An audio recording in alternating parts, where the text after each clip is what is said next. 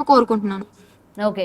And night time ఇక్కడ నుంచి నువ్వు బయలుదేరింది ఎలా వెళ్ళావు, నిన్ను ఎలా పిక్ చేసుకున్నారు ఏంటి అని చెప్పి కూడా మొత్తం నువ్వు చెప్పను అని అన్నావు. ఓకే, బట్ ఏ టైంకి అక్కడికి చేరుకున్నావు తన దగ్గరికి? నువ్వు వెళ్ళగానే అఘోరి ఏ విధంగా రియాక్ట్ అయింది? ఎందుకంటే తన కోసం అంత అర్ధరాత్రి పూట వెళ్ళిపోయావు నువ్వు, అసలు తన గురించి ఎలా రియాక్ట్ అయింది? నువ్వు అసలు ఏ టైంకి వెళ్ళావు ఆమె దగ్గరికి?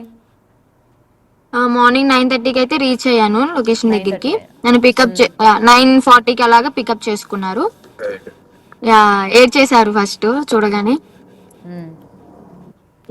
అలా ఇద్దరం ఏడ్చాము. అలాగా ఇంకా సర్ది చెప్పుకొని ఇంకెవరు వద్దు మనకి అనుకుని మాట్లాడుకొని మా జీవితం ఏదో మేము బతకాలని డిసైడ్ అయిపోయాం.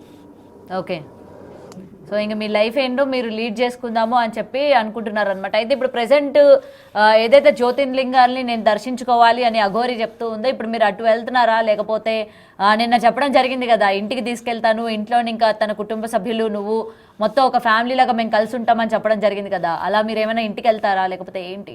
దీని గురించి కూడా ఏమైనా క్లారిఫికేషన్ ఇస్తారా? అది తర్వాత, కానీ మేము ఏం చేస్తున్నాం మన కార్యాచరణ మాత్రం ఎవరికి చెప్పం.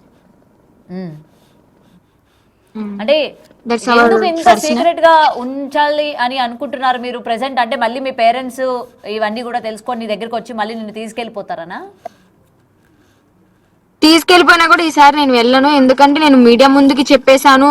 కానీ నాకు ఎక్కడ బాధ అనిపించింది అంటే, ఆ పోలీసులో మంగళగిరిలో కేసు ఇచ్చిన తర్వాత వాళ్ళు పట్టించుకోకపోవడం నాకు చాలా బాధ అనిపించింది.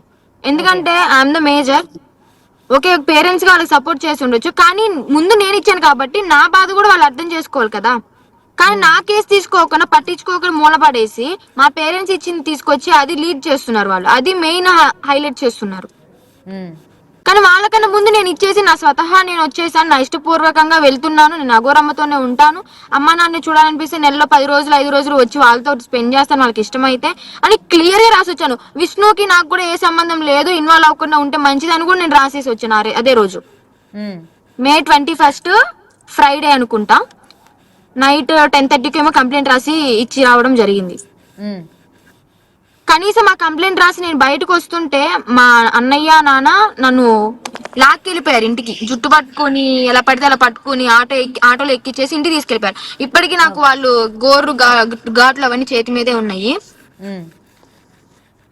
ఇంకా ఇంటికి తీసుకెళ్లారు. ఓకే, సైలెంట్ గా ఉన్నాను. నెక్స్ట్ డే మాత్రం ఎలాగైనా వెళ్లాల్సింది అని పట్టుబడి తర్వాత 22 ఆఫ్టర్నూన్ నేను వచ్చేయడం జరిగింది. అలా వచ్చిన 15 రైట్, ఒకసారి సిగ్నల్స్ కట్ అయినట్టున్నాయి. మళ్ళీ 15 డేస్ అయిపోయింది. గుజరాత్ కు వచ్చి వాళ్ళు తీసుకెళ్ళడం జరిగింది.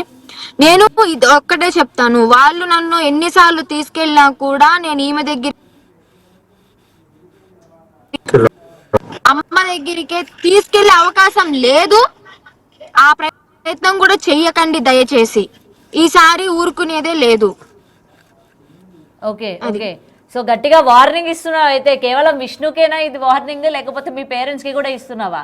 నన్ను ఇంకా తీసుకెళ్ళొద్దు, నా గురించి నార్మల్ గా ఉన్న మా పేరెంట్స్ కి అయితే నేను ఈ మాట చెప్పను, విష్ణుకి అయితే చెప్తున్నాను గట్టిగా. అలాగే విష్ణు మాటలని ఇప్పుడు ఎవరైతే మీడియా ముందుకైతే వస్తారో మా పేరెంట్స్ వాళ్ళకి కూడా చెప్తున్నారు. ఒకవేళ వాళ్ళు విష్ణుని కనుక దూరం పెట్టి, ఎందుకంటే నిన్నటి వరకు కూడా విష్ణువే మా అమ్మాయిని ఏదో ఒకటి చేసి ఉంటాడు అని చెప్పి మాట్లాడారు కాబట్టి పేరెంట్స్, ఒకవేళ విష్ణుని కానీ వాళ్ళు దూరం పెడితే, కుటుంబ సభ్యులు దూరంగా కానీ పెట్టేస్తే మీ అమ్మ వాళ్ళ దగ్గరికి వెళ్తావా మళ్ళీ?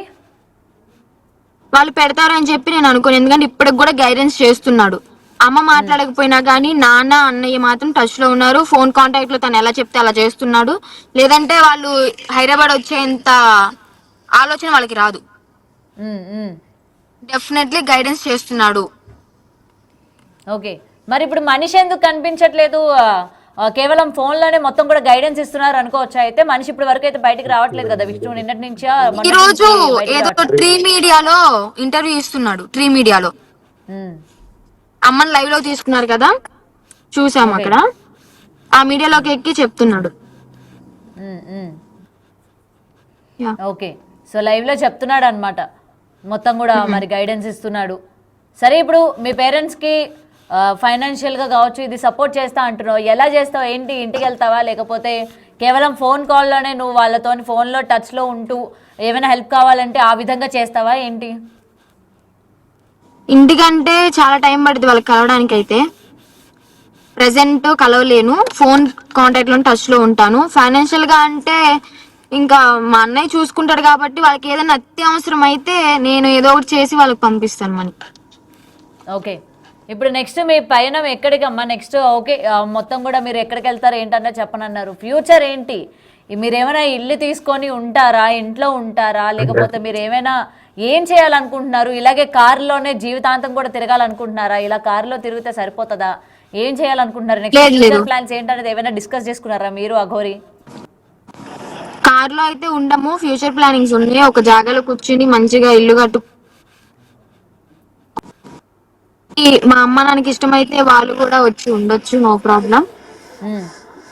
సెటిల్ అయ్యి ఒక మంచి లైఫ్ లీడ్ చేద్దామని అయితే అనుకున్నాం. ఓకే, ఇల్లు కట్టుకుందాం అనుకుంటున్నారు అయితే? యా. ఎక్కడ ఎక్కడ ఎక్కడ కట్టుకుంటారు? అఘోరి యొక్క సొంత ఊర్లోనా, లేకపోతే మీరు ఏమైనా ప్లేస్ అనుకున్నారా ఎక్కడైనా మేము ఇల్లు కట్టుకోవాలి? ఒక ప్లేస్ అనుకున్నాము.